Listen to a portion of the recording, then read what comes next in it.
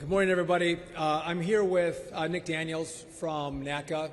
That's the union that the air traffic controllers belong to, as well as Frank McIntosh from the FAA, the ATO organization that manages this portion of the FAA that deals with air traffic controllers. So listen, I had a chance to go speak to some of the controllers here at Newark. We had some donuts, brought some coffee, brought them some pizza, but I wanted to talk to them about what impact this shutdown has on their lives, on their ability to do their jobs. And so these air traffic controllers, they're critical infrastructure. They're critical to the operation of the federal government. So they're required to show up for work. And when they come to work, I want them to think about the departures and arrivals of airplanes. I want to make sure they keep Americans safe and airplanes safe. But what the consistent message was from these controllers was they're not just now thinking about the airspace and the jobs they have to do in these towers or TRACONs or centers across the country. They're thinking about, am I going to get a paycheck? And their paychecks should come a week from tomorrow. And so now what they think about as they're controlling our airspace is, how am I going to pay my mortgage? How do I make my car payment? I have a couple kids at home. How do I put food on the table? I'm working 6 days a week. Do I have to take a second job and drive Uber when I'm already exhausted from doing a job that's already stressful to think about how I can make extra money because the government may not provide me a paycheck? So in a job that's already stressful, this shutdown has put way more stress on our controllers at a time when they're already working on equipment from the 1960s, 1980s, 1990s. We asked them to do their jobs on equipment that has not been state-of-the-art. We asked them to do their jobs on old equipment and keep our airports operational at a time when they don't have the best equipment at their disposal. And so I wanted to hear them out. I wanted to hear their concerns and make sure that that those who shut the government down, I want to make sure that Chuck Schumer and Hakeem Jeffries know that this is not consequence-free. There are issues that arise throughout America that impact our everyday lives, that can impact our safety when you shut the government down. And again, up in the tower, these are great American patriots. They're American citizens who are serving the American people. And I think it begs the question, why? Why would Chuck Schumer want to shut the government down and focus on people who are not American citizens and their health care and issues that are going to evolve over the next weeks and months that he wants to shut the government down today? And again, I want to be clear. Do I think they're more stressed right now in our towers? Yes. Is our airspace unsafe? No. Right? If we think there's issues in the airspace, we will shut it down.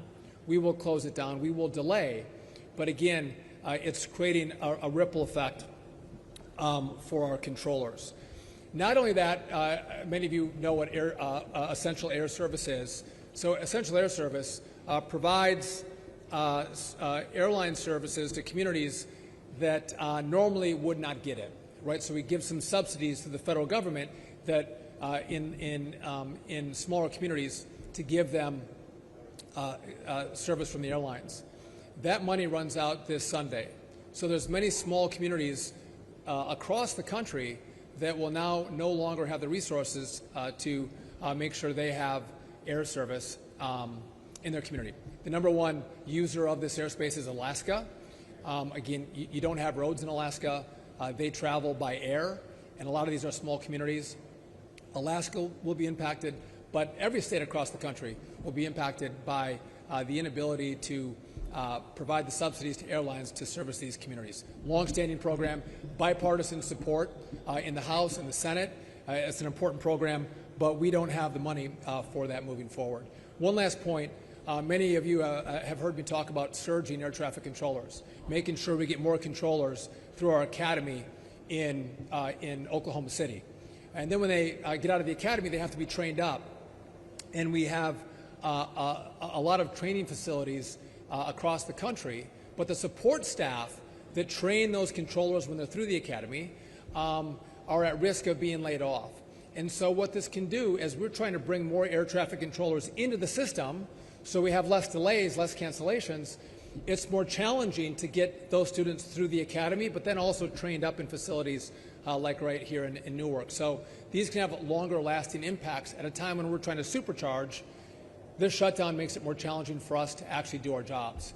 And again, this doesn't just end after the Democrats decide to open up the government. It has a longer lasting impact on our ability to make up the ground in the shortages that we have right now with air traffic controllers. So this is having great impact, great concern, great stress on our system at a time when we're trying to reduce the stress. We're trying to improve the efficiencies. We're trying to increase controllers. We're trying to modernize our airspace. All things that the American people care about. And this shutdown, again, that Chuck Schumer wants to have because he wants to fund illegals' health care, makes no sense to me. I think he cares more about, and should care more about, what happens right here in the New York airspace and across the country, as we want to make sure we have air travel safe and controllers focused not on their mortgages, not on their next paycheck, not on food on the table, but actually on making sure you and your family are safe. And so with that, again, I'm delighted to have the president of the Air Traffic Controllers Union, NATCA, Nick Daniels, here with me. He's going to say a few words, then we'll go to Frank McIntosh from the FAA to say a few words, and then we're happy to take any questions from all of you. Nick? So good afternoon. I am Nick Daniels. I am the proud president of NATCA, the National Air Traffic Controllers Association. I want to start with saying that I'm going to leave the political discussions for the politicians during this shutdown. Today, I'm proud to speak on the behalf of the dedicated American worker who operates the national airspace system and ensures the safety of over 3 million passengers and tons of cargo each and every day. I'm here to advocate for the end to the shutdown. We need to bring this shutdown to a close so that the Federal Aviation Administration and the committed aviation safety professionals can put this distraction and put this distraction behind us and completely focus on their vital work. This work does include fulfilling Secretary Duffy's goals of accelerating the hiring of air traffic control, as he just spoke about, and modernizing our air traffic control system. Both initiatives are long overdue and require our immediate and our full attention. We do not have the luxury of time. We do not have time to waste on the unnecessary distractions created by this shutdown. So our message is clear: end the shutdown. Thank you very much.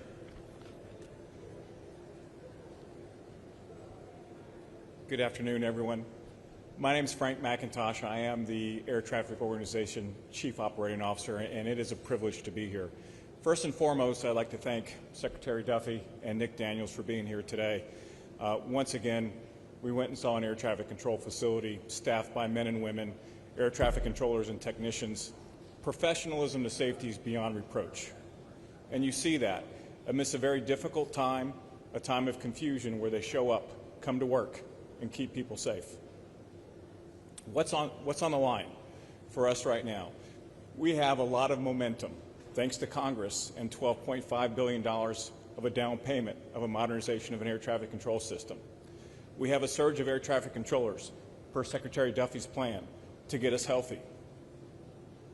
I want to speak about Newark specifically. 24 controllers out of the 37 allocated, 9 in training. They are finally on the right path to get healthy, to provide critical services to this airport. I need those 9 individuals that are in training to just concentrate on becoming controllers and not add any other ambiguity to what they do day in and day out. You take that to 313 other air traffic controller facilities that are facing the same dilemma. Our controllers need the best. We're on the way of delivering that, but we also need to make sure that we come together and ensure that we remove that ambiguity and make sure that a government shutdown is not prolonged and we do not lose the momentum that we finally gained over the last 9 months, 10 months. We need to ensure that everybody understands what our controllers need. Technicians are in the same boat. We're in the process of modernizing a very complicated air traffic control system. Any disruptions put us further and further behind. Is the air traffic control system safe? Yes. Secretary Duffy nailed it. It is very, very safe. But we have to be on the forefront of making sure that our air traffic controllers and technicians have the very best. When they have the very best, you have the very best. Let's please collectively get behind this, and let's make sure that this government shutdown is over in a hurry. Thank you very much. I'll go back to Secretary Duffy. Thank you. Again, we hope there's a time and a place for discussions with politicians. And again, this is a continuing resolution that maintains funding at its current levels. There's time to have disagreement, but there's real impact on the great work that we're trying to do. And by the way, this is bipartisan work. America cares about the work that we're trying to accomplish here. It's not, blue or red. It's American, and this is truly having an impact on our ability to accomplish those goals. With that, if you guys have any questions for any of the three of us, we're happy to take them. Yes. So, have you seen any increase in sick calls since the shutdown began? And if so, what happens when this operation is a significant number? So we're tracking sick calls, sick leave, and have we had a slight tick up in sick calls? Yes. And then you'll see delays that come from that, right? Because again, our priority, I want to see your flight not be delayed. I don't want you canceled, but our priority is your safety. And so if we have additional sick calls, we will reduce the flow consistent with a rate that's safe for the American people. So we've had a slight tick ups, and there have been in certain areas, and we are managing that following that. Yeah.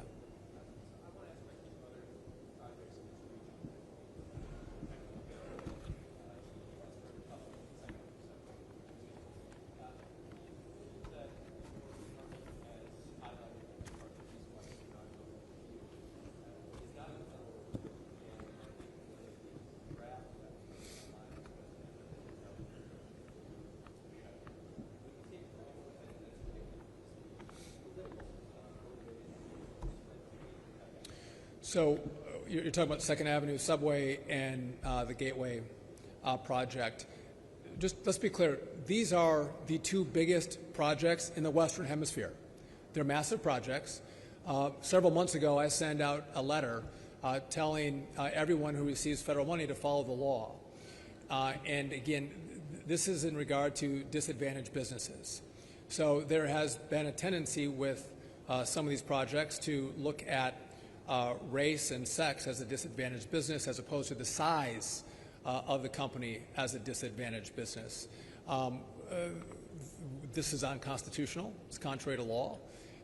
And so we had sent out notice, again, months ago. We let them know that this was going to go under review. When the shutdown happened, our Civil Rights Division, most of it was furloughed, so the review process is going to take longer than what we would anticipate. So that's the process in which we're working through. And again, this is not shocking to anybody. We've expressed our concerns months ago, and now it was brought to fruition before the shutdown. And again, I don't want to see these. The president in his budget fully funded these projects. We're not trying to shut down these projects. To the contrary, we're trying to make sure these projects move forward and move forward fast. They're important. But the question is, why would Chuck Schumer, who says he cares about the projects, shut down the government so we don't have the staff to review the contracting authority used on these projects? And is it done constitutionally? Yes. So how long can the system run safely?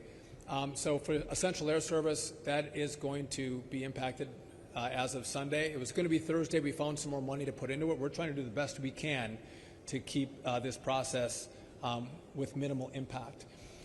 The controllers have to show up for work, right? They have to come to work. They're part of our critical infrastructure.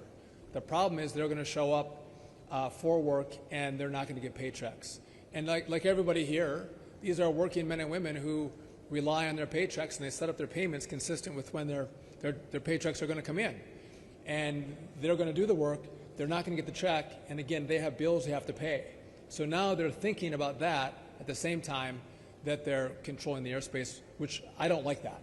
That is not. We want them to leave their personal problems at the door when they go into a tower or into a facility. And again, they've expressed those concerns to me. They're going to be there. They're going to continue to work, but they might actually have to take. Some were saying I might have to pick up Uber. I work 6 days a week in the tower, and I might have to pick up some Uber jobs. So then they come in and work tired, exhausted, because they're trying to make that extra money to make ends meet, all the while working 6 days a week to keep you safe in the airspace. Yes?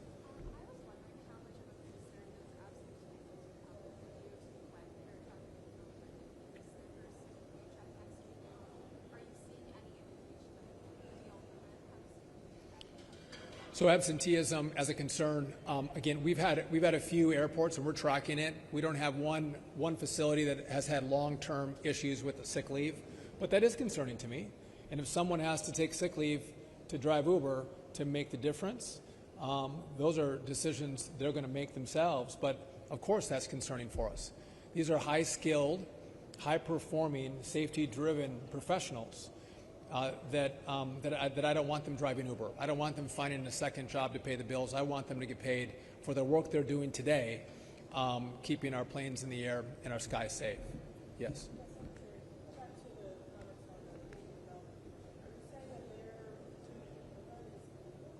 What I'm saying is it's up for review, right? And so there's been issues in New York not using it appropriately. Again, looking at the race and the sex of the business as opposed to the size of the business, which is what the law was intended for. And so we're going to do a review because of what's happened in the past in New York.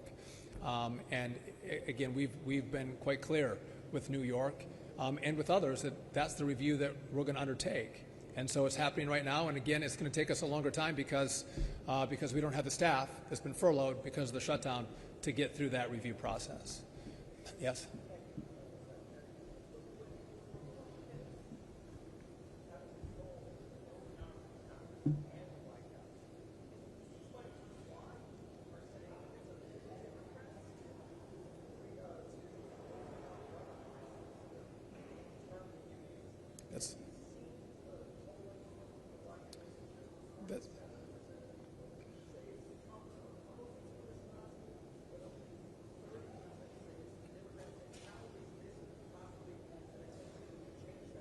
So that's a great question. The question is, Republicans control the House, Republicans control the Senate, Republicans have the White House.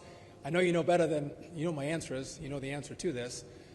In the House, Republicans passed a bill to fund the government, continue the funding levels, the funding streams that were in existence at the end of September. The problem you have in the Senate is that you have a filibuster rule. It's a 60-vote threshold. So Republicans by themselves cannot pass what the House passed. They actually need Democrats to vote with them to fund the government. And if Democrats say no, again, there's over 50% of senators in the Senate who have voted to fund the government. And by the way, it's been bipartisan. Several Democrats have voted to open up the government and to continue the conversations and negotiations. But when a majority of Democrats in the Senate say no, you can't get to that 60-vote threshold. So when I tell you that Democrats have shut down the government, it's Democrats who have withheld votes to prevent us in the Senate from getting to 60 votes, and therefore the government shuts down. So it's a 60-vote threshold, not a 50-vote threshold in the Senate. And again, if Leader Schumer wants to do a one-off and say, for this vote, you don't need Democrats, we'll just go with a simple majority, that's great. It'll open back up. But he's using his leverage point of the filibuster rule to make sure the government stays shut down, because you can't get to 60 votes without Democrats. That's the problem.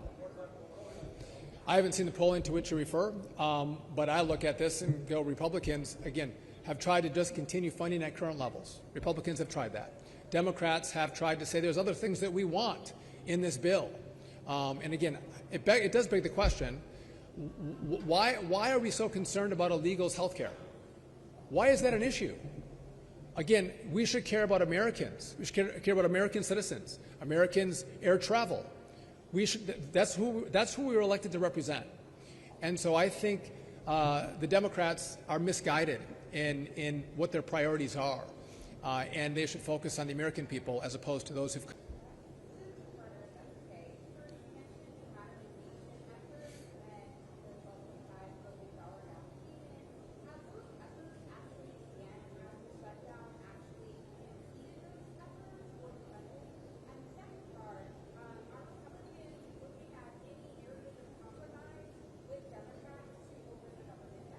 So to take your first question, so in modernization, what we've done is tried to pull as much money forward as possible in all kinds of areas. I'm not trying to maximize pain. I'm trying to minimize pain. I'm trying to pull money forward and use money to make sure that we do all we can to function as well as possible. So we are continuing with the modernization effort. We're selecting an integrator, a project manager that's going to help us with this. I don't want it, no offense, Frank, but I don't want the FAA to manage this project by themselves. They're not project managers. So we're hopeful that that selection is going to be made by the end of this month, and that work is continuing right now as we go through that selection process. I would just note that we do have $12.5 billion out of $31.5 billion. A key component of that money that I don't have is the money to build the new software. Again, I'm using like a Windows 95 or a Windows XP, if you guys are old enough to know what those systems are like. That's the genre of programming that we're using. I want a brand new system, a brand new software system to manage our skies. I need the Congress to give us that, the rest of the money. I need those resources. And by the way, the new software, it's going to take us a while to have it developed, and then it has to be debugged, and then it has to be deployed. So this is the longest time frame of the issues that I have to deal with, which is why the longer I wait, the longer it takes. And so I do hope, and by the way, this is bipartisan. We're talking about partisan shutdowns right now. Democrats and Republicans agree with this, and I'm hopeful that they will move quickly as we come in after the shutdown, whether at the end of this year or the start of next year, to get us those resources. In regard to compromise, what Republicans have said is keep the current levels. Let's not change it. It's truly a continuing resolution. Just keep the government open and funded, and we have time to continue the conversations. But to be held hostage for health care for illegals, I don't think makes sense. Again, I don't think that's a compromise that Republicans are willing to make. President Trump has talked about America First, and America First means let's work on housing and health care and food and air traffic and air travel for American citizens. But to stand up and say we're going to fund something for those who are not here lawfully, I think is a problem for Republicans and the president. Yes?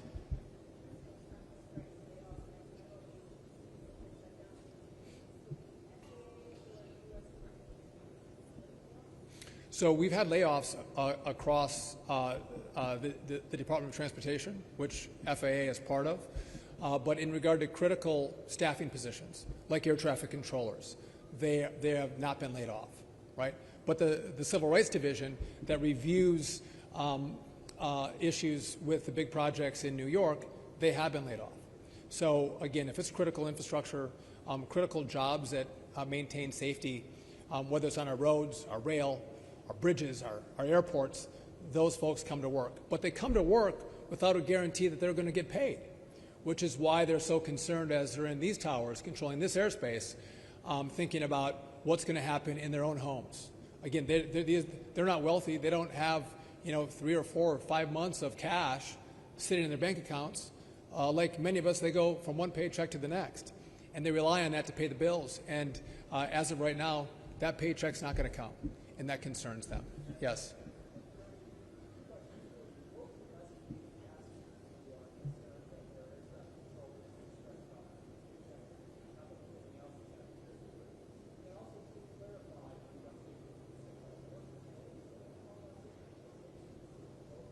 So just to be clear, I don't have TSA under my control, so all the complaints on TSA don't come to me. But in regard to controllers, yeah, there's controllers that have called out sick, so we're tracking it, and I don't have a continual problem in one area, right? There's been, one facility one day, another facility another day. Some areas there's been a 50% reduction in some of the staffing, and again, we're tracking it, and we take the appropriate action necessary to make sure our skies are safe. And again, we have great managers that are here. If we see there's issues in the tower that are affecting controllers' ability to effectively control the airspace, we'll reduce the rate, and you'll see more delays, or you might see a cancellation. I'm willing to do that before we're willing to risk anyone's life in the air. By the way, we're here in Newark. At the end of April, early May, we had 2 outages that were very concerning. You saw the rate get reduced dramatically. We worked with Verizon and our other partners, and we put in redundant fiber lines as opposed to the old copper, and that has been functioning very well. The last stats I have for several months, Newark was the most on-time airport in the whole system. So things are going better here, and we're moving at a way different speed than what they moved in past administrations. Again, trying to address the problems as quickly as possible. We saw an outage at DFW a couple weeks ago. We had redundant lines in DFW, but they had a single point of failure in that system, which means you don't have redundancy. And that single point of failure failed, and you saw some mass outages that rippled through the system. Again, those are the issues that we're looking at, which is why part of the $12.5 billion is to rebuild the telecom infrastructure and make sure you don't have another Newark, you don't have another DFW. You take care of it, you do it right, you do it fast, and you make it worthy of 2025, not worthy of 1998. One more question.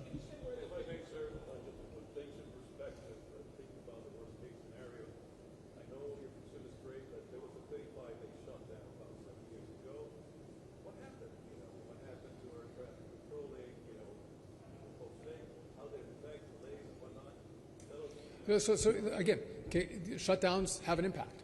They do have an impact. I think what's different here is, why are we shutting the government down? Right? Are Republicans trying to put more things in the continuing resolution? No. They're trying to extend the funding of the government so negotiations can happen. Don't change a thing. Just continue the current funding levels, which, by the way, a lot of conservatives don't like. Right? They might want to make changes themselves, but they said no. Just continue current funding. It's the Democrats who are trying to put in these ideological ideas of funding people who came here illegally and to fund their health care. And again, maybe older people don't care so much. You talk to younger people and talk about housing, affordability, health care, their ability to get a good job. The competition for housing, for health care, for jobs that happen when you bring illegals into the country is real for many Americans. And so, again, in this administration, we're going to put the American people first, the American people's priorities first, ahead of those who have come into the country unlawfully. And that's what President Trump and Republicans in the House and the Senate have said they're going to do. And it begs the question, why would Chuck Schumer want to change the funding stream for illegals and to get that be willing to shut down our government? It doesn't make any sense. Again, illegals don't vote for Chuck Schumer. They don't. But citizens of New York do, and there's real impacts in New York and in New Jersey where we're at right now. And so I don't know what the strategy is. Again, continue the current levels of funding. Have a conversation. But don't try to take the American people hostage with a shutdown and make sure that controllers don't have their paychecks, because that makes you feel better because you're fighting for illegals. Well, no. These controllers say, well, fight for us. Fight for my paycheck. I work hard for you, Chuck. Maybe you should work hard for me. And again, take weeks, take a couple months, and have the conversation with Republicans, but don't hold Americans hostage because you want to fund illegals' health care. That makes no sense. Again, by the way, no offense, Nick, but controllers a pretty wide array of political opinions. Again, probably lean a little more Democrat than Republican, but they want to be paid. They want to be paid for their work. Just like all you want to be paid for your work. They too want to get paid for their work. They don't have to think about where that paycheck's going to come from. But Chuck Schumer said, I want you to think about whether you can pay your mortgage or pay your car payment or put food on your kid's table, because I care more about illegals than I do about you. I think that's unacceptable. And again, I think it's my job to let you know what issues we're having because of the shutdown, what impact it could have on you, on your travel, on your projects. It's not cost-free. This does have an impact. Chuck Schumer and Hakeem Jeffries should recognize that. And again, Republicans have both chambers, but Democrats have the votes that are necessary to open up the government. It's not a 50-vote majority in the Senate. It's a 60-vote majority in the Senate. And Democrats are using their votes to say we want to keep this government shut down. And by the way, the vote to open up the government in the Senate was bipartisan. Democrats joined Republicans to say, yes, let's open this up. It was all Democrats that said, no, keep it closed. With that, we're going to keep you posted and updated as we deal with the continuing rollout and consequence of the shutdown. Like what happened today with controllers, we'll continue to keep you updated and apprised. But thank you for coming out today. We appreciate it.